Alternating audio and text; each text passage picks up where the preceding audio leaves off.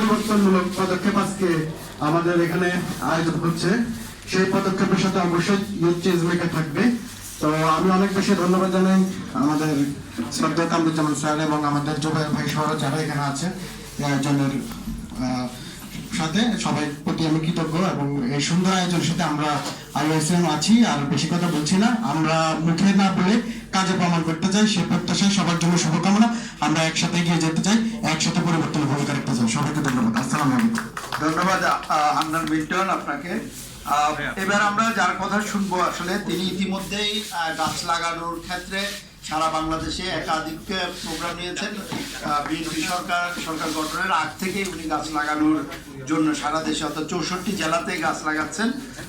ইতিমধ্যে Miyawaki forest সম্পর্কেও তাদের একাধিক প্রকল্প তারা শুরু করেছেন। আমরা mister Ahsan Roni, executive director mission green Bangladesh, ওনার কাছ থেকে আমাদের বৃক্ষ ভিত্তিতে কিভাবে আমরা সামনে এগিয়ে যেতে পারি সে বিষয়ে শুনবো।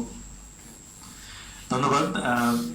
প্রথমেই কৃতজ্ঞতা যে এরকম একটা দারুণ আয়োজন করার জন্য এবং এরকম একটা উদ্যোগ নেওয়ার জন্য জুবাইর ভাই সহ সকল যারা পার্টনার আছেন সকলের প্রতি শুভকামনা। একটা বিষয় বলতে পারি যে গাছ নিয়ে যারাই বা উদ্যোগ নেয়, আমার মনে হয় এটা তো আমার উদ্যোগ, সো এটাও আমি মনে করবো আমাদেরই উদ্যোগ।